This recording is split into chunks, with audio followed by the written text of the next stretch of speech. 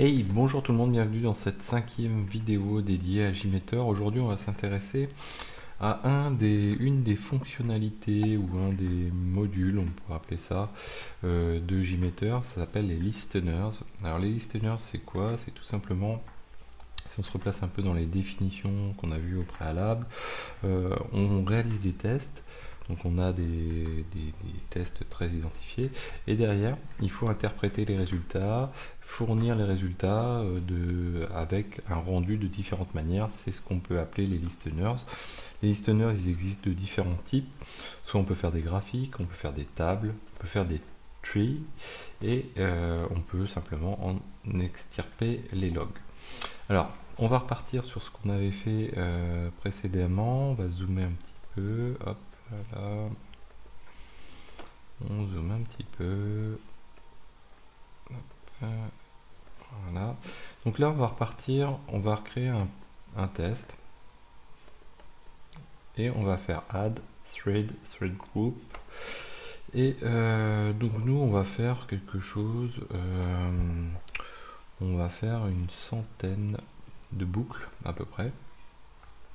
Dans ces boucles, qu'est-ce qu'on va faire? On va ajouter un sampler, donc qui va nous permettre de faire notre test. On va faire un test d'une simple requête HTTP.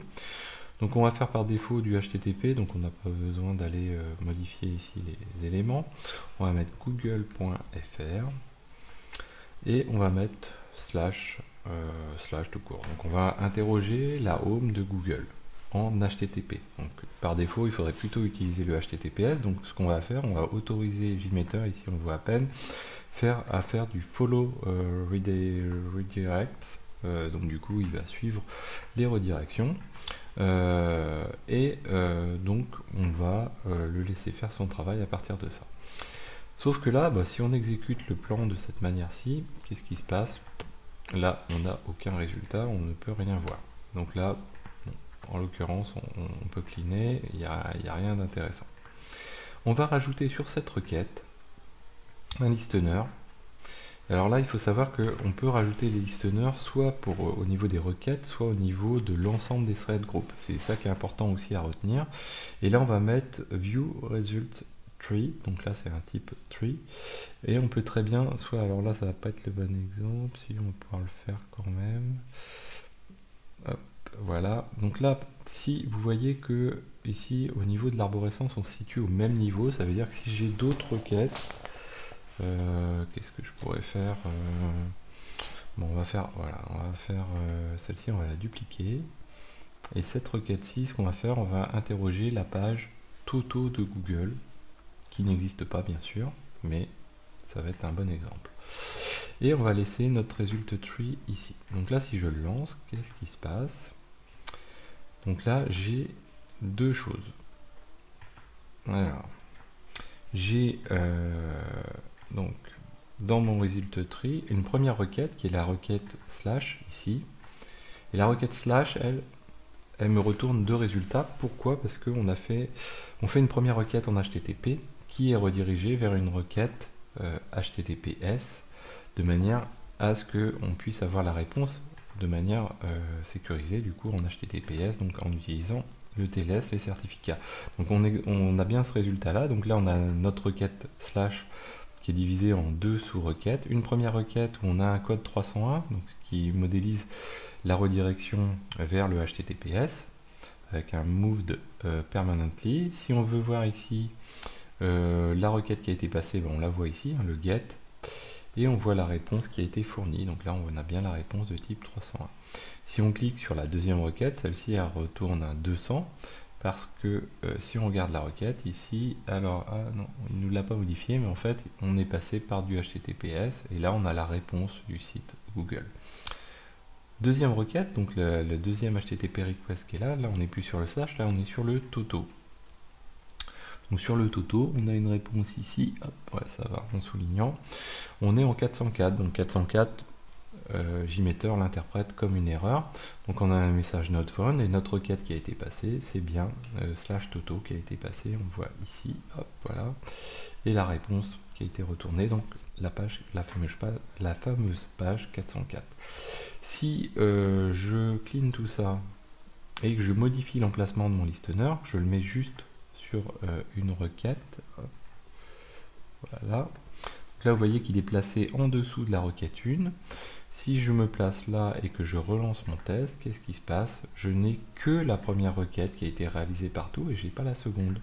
Donc je peux placer des listeners, soit pour avoir des résultats groupés, soit pour avoir des résultats au niveau de chacune des requêtes. Ça, c'est un peu comme au bon vouloir de ce que vous avez à réaliser comme élément.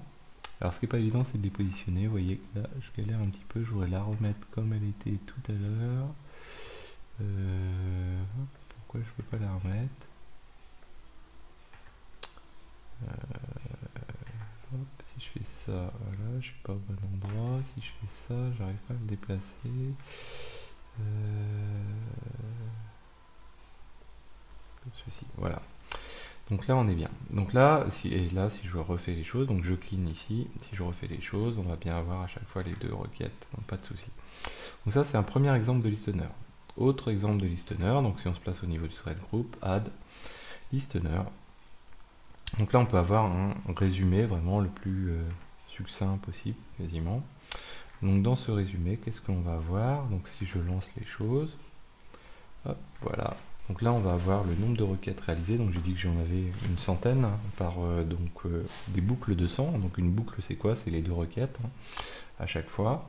Et là, on a le code, le retour, mais le résumé de ce retour. Donc là, vous voyez le nombre de samples, donc d'exécutions qui a été réalisée. Donc normalement, ça devrait monter à 200 normalement. La moyenne d'exécution, donc là, c'est ramené à la minute normalement.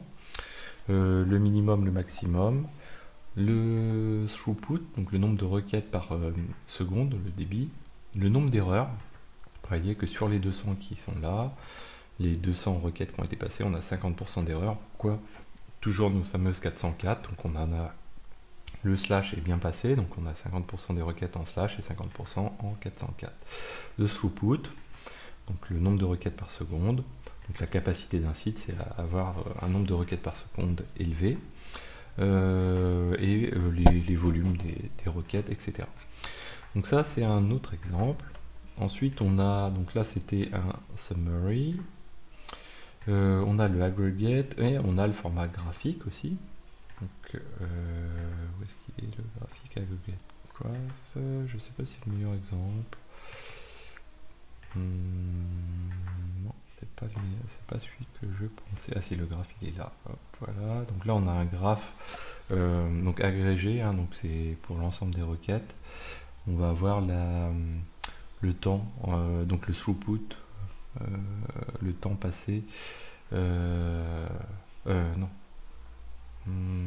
Ici c'est le temps de réponse, donc la latence entre le moment où est passée la requête et le résultat. Ensuite, on peut, donc il y a un autre graphique que je voulais vous montrer. Donc si on va toujours dans notre listener, on a le graph results ici, qui est souvent affiché quand on fait du JMeter, qui d'ailleurs, quand ce JMeter est intégré à Jenkins, c'est souvent quelque chose qui est repris par Jenkins également. Donc là, vous voyez, donc là on est en mode, donc c'est des points. Chaque requête est un point.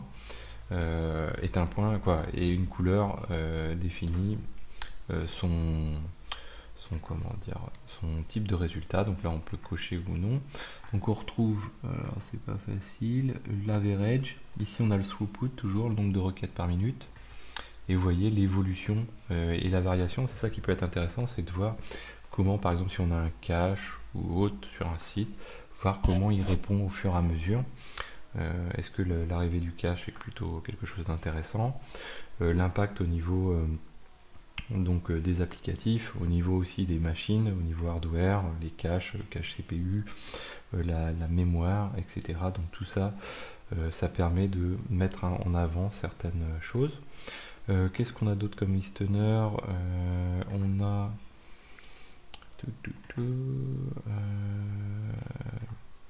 la table aussi, voilà. Hop. Donc si on lance la table, voilà ce que ça va donner. C'est qu'on va retrouver toutes les requêtes cette fois-ci. Donc individuellement, chaque requête. Donc là, on n'a pas changé le nom du thread group, on pourrait changer le nom affecter le nom des requêtes, on aurait pu en appeler une slash et une 400, une Toto par exemple. Donc là, si je fais ça par exemple, voilà, hop, l'importance de nommer cet élément-là. Ici, je vais l'appeler rename, où est-ce qu'il est, ah, ici, voilà. Celle-ci, je vais l'appeler slash. L'autre, je peux l'appeler Toto.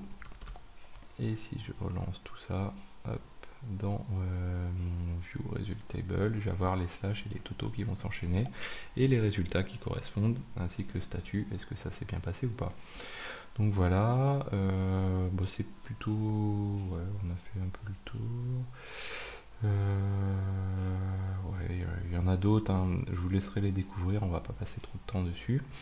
Il y a plein d'autres choses à voir avec JMeter. Voilà, donc j'espère que cette vidéo vous a plu, n'hésitez pas à la partager, à en parler autour de vous.